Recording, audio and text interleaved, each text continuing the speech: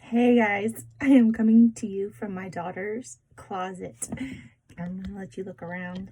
We have converted her closet into a little office space for her, and I wasn't finding any privacy anywhere. Somebody was outside mowing the lawn, so I thought, you know what? I'm gonna go get in my daughter's closet. So I'll give you a little tour. Here's your corkboard, all the stuff on her desk. All her animals. She has lights. I don't know if you can see them. I'm not going to turn the light off. Actually, that might, well, yeah, I better not. I don't even know where the switch is. But anyway, I wanted to come in here where I could talk safely so I could just be authentic with you guys this morning and be real. I didn't want to write you a newsletter or type a post. I just wanted to share authentically from my heart and kind of let you know the work that I had to do on myself this morning and the work that I am inviting you into if you so desire and if it's a need for you. So as a soul care coach, it's kind of important that I stop and make sure that I'm doing the same work on myself. And so this morning I opened up the YouVersion Bible app, and I've just been reading the verse of the day in the morning. And let's just say the verse triggered me this morning and just really sent me into a funk. I usually take a walk with my husband afterwards before I get started working, and I just had to process some stuff, and it wasn't pretty. I was frustrated, and I was like, why am I starting the day in scripture if it's going to put me into a funk like this and get my mind just spinning and trying to figure things out and understand? And I'm like, that is not the way I need to start my morning. Maybe I need to set aside this time for later in the day. But the verse this morning was carry each other's burdens. And for most of you that know me, my soul system, S stands for surrender burdens. So you could see where I might struggle a little bit with that verse. It's obviously a trigger for me because I had a tendency to over carry others' burdens to the point where it was too heavy.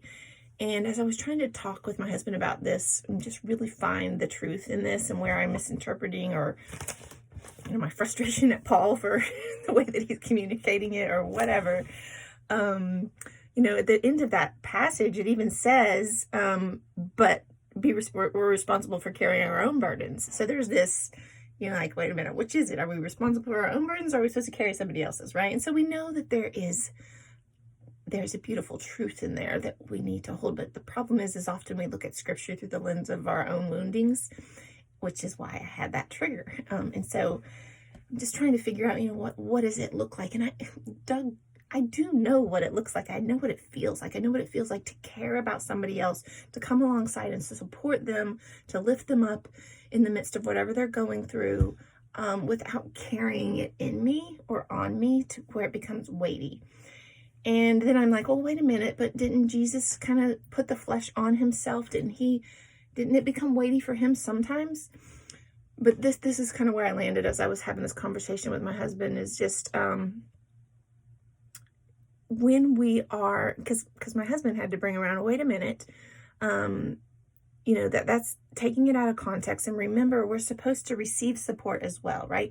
We're supposed to be carrying each other's burdens. It's not just me carrying yours and yours and yours and yours and everybody else out there that's hurting, or all my kids or my mom or everyone, until I'm just so weighed down that I can't even function, and I don't even have space for my own need, right?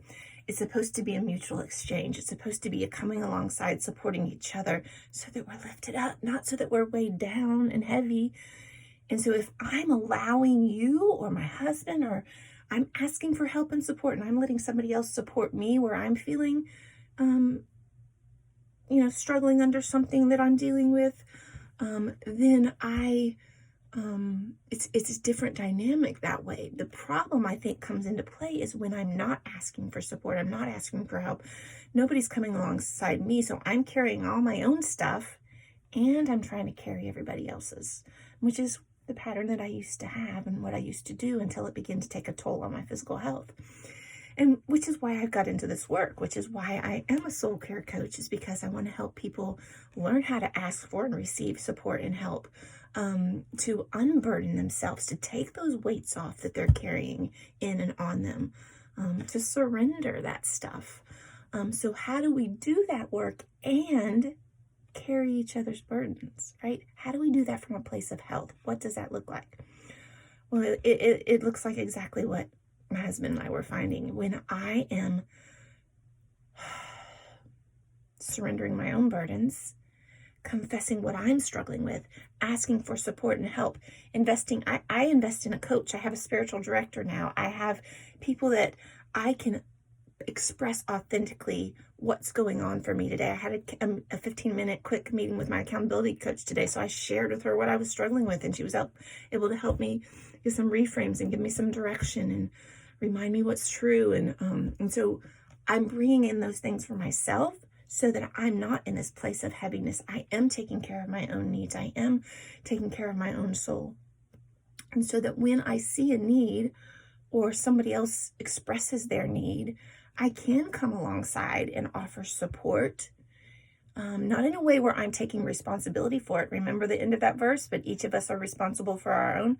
And so I'm not taking the responsibility on myself. I'm just coming in, holding space to care alongside of them, giving them safe expression so they're not holding it in and on themselves all by themselves. Does that make sense?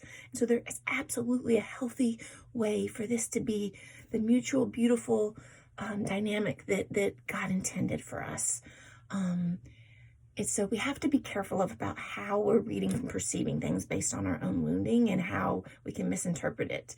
And so just wanted to remind you today that when Scripture says carrying one another's burdens, He's not asking you to take responsibility for everyone else's burdens. He's asking you to take responsibility for your own, to ask for and receive your own support so that you are in a place of health, so you're not weighed down. So when you do see a need, you have the emotional availability and you have the strength and you have the capacity to come alongside. How many times are we so heavy and so burdened by our own stuff that we don't have that capacity, right? And that's absolutely a sign that we have to do our own work first. And so that is actually what I'm inviting you into. That's the work I'm inviting you into. To take responsibility, which is to be able to respond, right? We don't want to be triggered over and over again. We want to figure out, what is the root of this? What am I believing that's causing me to feel such weight right now? What is it that is weighing me down, right? And exhausting me and wearing me out? What is it that's got me triggered and emotional and struggling? We have to do that inner work ourselves. We have to bring in support. We don't have to, but if we want to be emotionally available to somebody else, we have to learn to receive. We have to learn to recognize that those needs matter, that it's worth investing time and attention in so that we can become unweighted, so that we can become emotionally available, so that we have the resources we need to come alongside others from a place of health, where we have energy, we have capacity to listen, to show up for them, to hold space with them, right? Without getting triggered ourselves, right? Without feeling that weight of needing to pull back, like, oh, I can't because I just don't have the capacity, right? And then in that space, we're going to hold them capable. We're going to hold them capable of taking responsibility for their own stuff. We're just there to bear witness to it, to support, to maybe offer a perspective, to let them know they're not alone, right? But that doesn't mean we're going to absorb it as our own so that it weighs us down too. So anyway, what I wanted to share before I sign off here was that I hope you guys are liking Nemo in the background there. And what else we got? Elephant, zebra. Anyway, Camden gives them all names, and she changes their names all the time, so they have identity issues. But here's the last thing I want to say is I wanted to show you the work I did. So I had the conversation. I expressed authentically with my husband what I was struggling with, which in the past, when I was a little bit younger, I wouldn't do that. I was afraid of talking to him about the things that I was doubting in Scripture because I didn't want to pull him down. And so I've learned to just get radically honest about what I'm struggling with and process it with him. And then the second thing I did is I used my accountability coach to come in for support. Last week I brought in my spiritual director to work through some things that I was struggling with. But then what I did today is I sat down and I journaled. And the first thing I did is I just identified the emotion I was feeling. It was anger. It was grief. I mean, grief. I was weeping. I was upset. Not only was I upset about this tension between how do I support and help without going back into this place of health. God, what are you calling me to do? Surely you're not calling me to go into that place of feeling so heavy again that it's hurting me. So I was grieving that. I was grieving the frustration of this coming up for me again and it getting in the way. I was grieving that I was having to step back from the things I had on my to-do list to deal with this again. And I hear that all the time in my clients. Oh, when will this work ever be over? Well, if we can see the work as part of our growth and a necessary, life-giving rhythm that we work through these emotions that are coming up, instead of seeing it as taking a step back into going backwards, it's absolutely not. And that's what I had to get to today. And so I just identified, I feel grief right now. I'm frustrated. I'm angry. And then I just gave those emotions a voice and I just started venting them on the paper, typing away. I let the anger come out. I'm like, I'm angry. I'm angry about this stupid wall of resistance that is getting in the way of the work I feel called to do. I am angry at myself. I am angry at Paul right now. I'm angry at the church for these stupid limiting beliefs that I can't seem to get past, that are making me feel like I can't invite others into a space to invest in themselves because I feel like I should be offering it for free. I'm angry about that. I'm angry that this is in my way and blocking me. But the more I started venting my anger and I got it out, all of a sudden it was like I wrote, I'm angry, and there wasn't anything left. And I felt a big shift in my body. I felt this,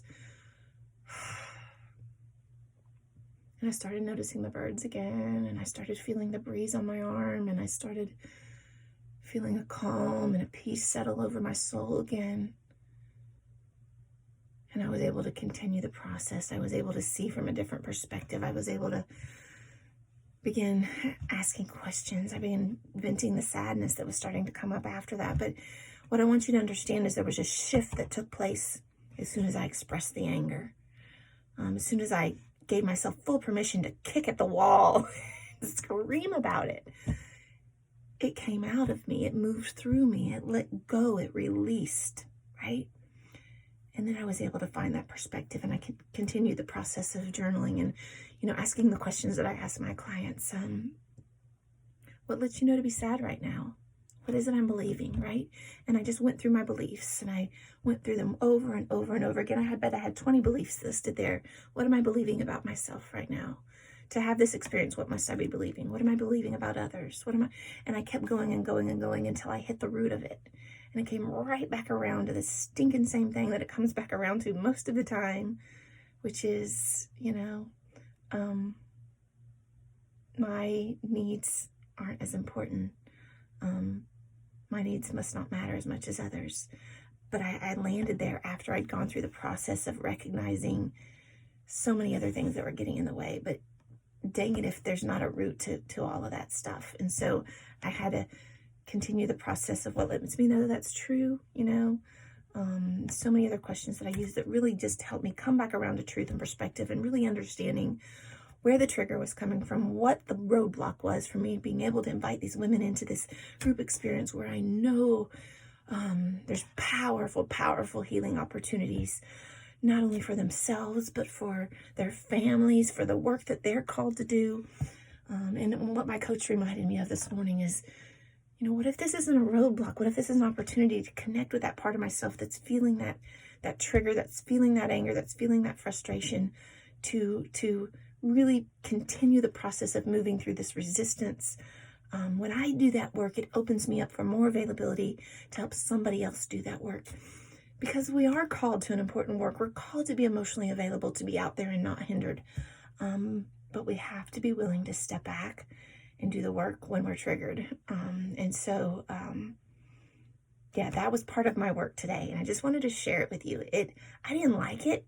I didn't love feeling that. I just wanted to get on to the other stuff I had to do. But what I'm learning is if I keep trying to push through the resistance, I don't get anywhere. I have to stop and I have to give a voice to the resistance. I have to find out what I'm believing that's causing the resistance and align myself back with what's true, what I know to be true, so that I can step into this work. So anyway, that's just a little bit about my process and what I do. And if that's something that you'd love to be invited into, if you're ready to invest in that, you're like, you know what? Yes, I know God's called me into something. I know I want to be more emotionally available for my kids. I feel the tension of these triggers coming up, and I'm so tired of them pulling me down. I'm so tired of getting stuck in that cycle. Whatever it is, if you're ready to get unweighted, if you're ready to feel more freedom around that, that's the invitation. That is the invitation. It doesn't have to get more complicated than that. Am I going to offer it to you for free? Absolutely not. And I'm going to tell you why. Because I want you to know that your needs matter, and investing in this is important. Just as important as anything else you would invest in. It's important as what you're investing in for your kids. It's important as what you're investing in for your business, whatever it is. This work of being set free and not being hindered is worth investing in. And I don't believe it's something that we can commit and show up to in the same way when we're not willing to step into our value and our worth as we do it.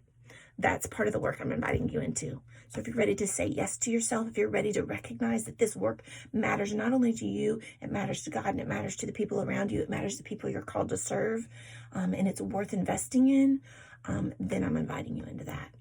And so I'm not willing to suppress and decrease the value of that. It's important. It's important. And so are you. So yeah, let me know if you want more information. I'll let you know what that looks like, and we will create what you need for you. So have a beautiful day.